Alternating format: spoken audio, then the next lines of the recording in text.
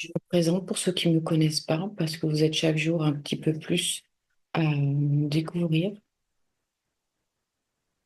Je suis, je suis Émeraude l'éclaireuse. C'est difficile de se définir parce qu'on ne peut définir que la personnalité, mais dans cette personnalité, je suis Émeraude l'éclaireuse, une enseignante inspirée. Et j'aime bien traduire mon parcours par de doctoresse du passé. Je suis devenue une alchimiste du présent pour être une éclaireuse du futur. Si vous voulez en savoir un petit peu plus sur mon parcours et sur ce que je propose, j'ai un site internet hypnose-emeraude.com. Aujourd'hui, j'ai envie de vous transmettre, on va voir ce qui va être canalisé parce que j'aime bien le faire de manière intuitive. J'ai envie de vous transmettre comment prendre soin de son corps physique et en premier par rapport à l'eau. Nous sommes faits de majorité d'eau. Nous sommes peut-être si on veut faire une métaphore, nous sommes de l'eau en mouvement, de l'eau, de l'eau qui s'est assemblée avec d'autres choses, mais surtout de l'eau qui s'est assemblée, qui est en mouvement. Et si vous ne connaissez pas les travaux de Masaru Emoto, qui a travaillé sur la mémoire de l'eau, je vous invite à aller regarder ses travaux. Je vous ai mis sur mon site internet dans la rubrique Coaching spirituel d'auto-guérison à disposition les liens, notamment de Masaru Emoto et de ses travaux. C'est absolument fascinant sur la mémoire de l'eau. On ne sait pas comment, on ne sait pas pourquoi, mais l'eau a une mémoire. Ce qui peut expliquer aussi les mémoires cellulaires, ce qui peut expliquer aussi le transgénérationnel, ce qui peut expliquer aussi probablement le karma. En tout cas, comment prendre soin de notre corps physique en sachant qu'on est fait d'eau, comment prendre soin finalement de l'eau que l'on ingère, parce qu'on ne peut pas vivre sans boire. Certains peut-être le peuvent. Je parlerai dans d'autres vidéos du prana et des praniques. Mais en majorité, on a besoin d'eau pour vivre. Donc comment boire cette eau qui finalement va nous aider, à nous reconstituer, à nous hydrater, à faire notre structure et aussi à nous envoyer des informations puisque nous sommes faits de molécules qui transmettent la mémoire. Il y a plusieurs possibilités à ça. Déjà, je vous invite à ne pas boire l'eau du robinet, même si elle est nettoyée et entre guillemets potable. Elle est très chlorée. Donc, soit vous pouvez la laisser, la mettre dans une carafe et la laisser s'évaporer quelques heures pour que le chlore s'enlève. Soit vous pouvez utiliser des moyens pour filtrer l'eau avec des cartouches pour qu'elle soit euh, exempte de ce chlore et exempte de métaux lourds. Ça, c'est du côté physique.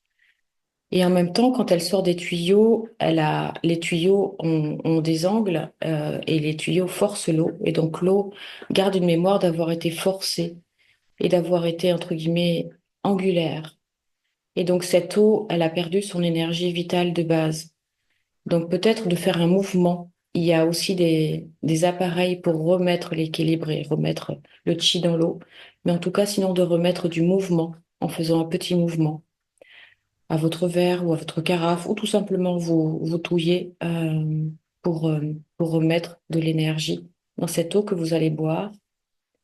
Une autre façon aussi très intéressante est de mettre une intention dans votre verre de l'eau que vous allez boire, du thé, du café, de tout ce que vous allez boire qui est à base de liquide, de mettre une intention. Vous pouvez soit poser juste l'intention, parce que va aller directement dans l'eau, soit vous pouvez faire aussi un petit geste, comme un petit mudra, un petit geste, et pour le mettre sur le bord du verre, comme ça, avec l'intention que vous voulez y mettre. J'aime bien y mettre pour ma part l'intention Shanti, qui veut dire paix, et de mettre cette intention Shanti, Shanti, Shanti avant de boire l'eau. Vous pouvez chanter le mantra à l'intérieur de vous.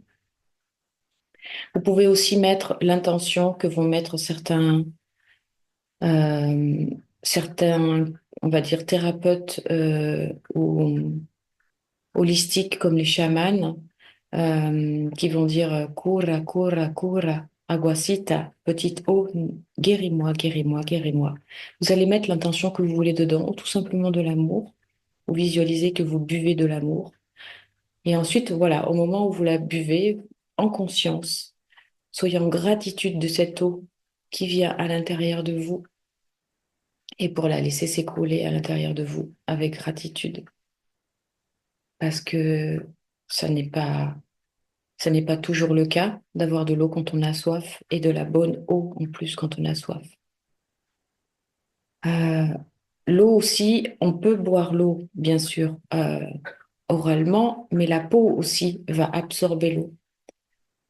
Donc c'est intéressant et d'ailleurs on le sent qu'on a parfois envie d'aller au bord de la mer, marcher dans l'eau, pieds nus, se baigner, aller dans des thalassothérapies, aller dans les rivières, se baigner dans les rivières, même si là en hiver on a moins envie, mais certaines personnes le font, se baignent d'ailleurs dans de l'eau très froide, ce qui peut être extrêmement revigorant pour le corps et très très bénéfique et très curateur. Et j'avoue personnellement que ça n'est pas facile. Moi, je me douche à l'eau froide le matin et c'est déjà pas mal.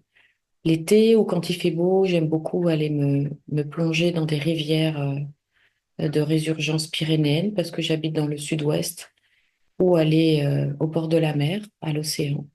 Ou même quand je suis allée en Inde ou dans des pays tropicaux, aller me baigner dans ces eaux bienfaisantes et chaudes. Et on sent bien que ça nous recharge en sels minéraux. L'eau de mer nous recharge parce que si on regarde aussi notre plasma sanguin, on ressent, ça ressemble beaucoup à l'eau de mer.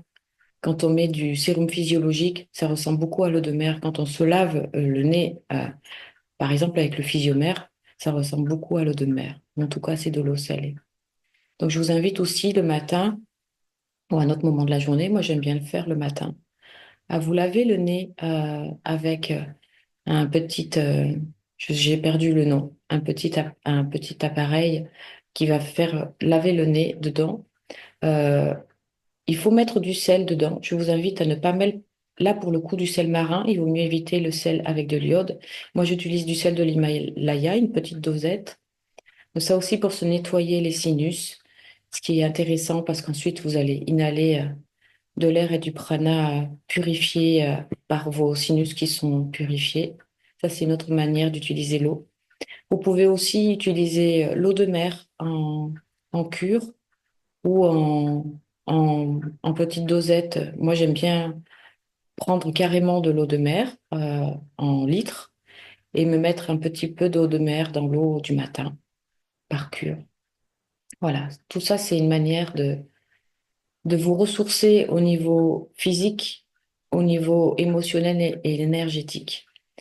Et j'ai envie de vous transmettre, au moment du Covid, on a tous été en intériorité à ce moment-là. Et moi, j'avais attrapé un petit peu, comme tout le monde, ce Covid, ou en tout cas quelque chose qui était déclaré comme du Covid. Et à ce moment-là, j'ai canalisé les baleines. J'ai été en, on va dire, en synchronicité avec l'âme des baleines. Et j'ai envie de vous transmettre ce qui m'a été dit parce que c'était très, très beau. Les baleines m'ont dit qu'en fait, elles étaient là par leur sonar, par leur télépathie dans l'eau, par leur vibration dans l'océan. Elles étaient là pour informer l'océan d'amour. En fait, les baleines sont là pour envoyer la vibration d'amour dans l'océan. Je suppose qu'il n'y a pas que les baleines, je suppose que les cachalots, que les dauphins, tous les êtres, j'allais dire tous les êtres, mais oui, je le pense profondément, tous les êtres éveillés dans la faune animale, c'est pas parce on ne les comprend pas qu'ils ne sont pas éveillés, ils ont un langage, ils ont une structure sociale, ils sont des êtres extrêmement pacifiques et extrêmement bienveillants. et que les éléphants étaient là, eux, pour informer l'amour sur la Terre par leur, finalement, leur ancrage sur Gaïa. Et que ces êtres, donc ces deux peuples, le peuple des baleines et le peuple des éléphants, étaient extrêmement importants pour apporter l'amour sur Gaïa et l'amour sur l'océan, l'eau, qui en fait est l'âme éthérique de Gaïa. On parlera plus loin dans d'autres vidéos. Je vous parlerai des chants, je pense des chants subtils. On a un corps physique, un corps mental, un corps émotionnel, et on a des corps subtils comme le corps éthérique, le corps astral, etc., etc. Et donc, ce qui m'a été dit, c'est que l'océan est le corps éthérique de Gaïa. Donc, le corps émotionnel, l'eau est extrêmement émotionnelle, hein. Quand on rit, on dit qu'on pleure de joie quand on rit, et quand on est triste, on pleure de tristesse. Donc, vraiment, l'eau, c'est le mouvement qui est lié aux émotions, et que ces baleines étaient là pour ça. Voilà ce que j'avais envie de vous transmettre. Et d'ailleurs, un de mes rêves est d'aller voyager et d'aller communiquer télépathiquement avec les dauphins libres en mer Rouge. Et c'est ce que je compte bien mettre en place cet été pour aller recevoir l'enseignement des dauphins. Les baleines aussi, c'est un rêve. Ça sera à venir, ça sera à venir, j'espère, dans cette incarnation. Voilà ce que j'avais envie de vous transmettre aujourd'hui, de prendre bien soin de l'eau, de votre eau au niveau de votre corps, parce que c'est une façon de prendre soin de votre corps physique et de votre corps émotionnel en même temps. Voilà. Je vous embrasse. N'hésitez pas à mettre un pouce, n'hésitez pas à liker, n'hésitez pas à vous abonner. Ça permettra à ma chaîne YouTube d'être plus visible dans les réseaux sociaux. Ça permettra aussi de me réchauffer le cœur et d'avoir encore plus d'énergie et d'amour à faire des vidéos comme ça pour vous nourrir et pour vous transmettre. Voilà, je vous embrasse, je vous aime et belle journée.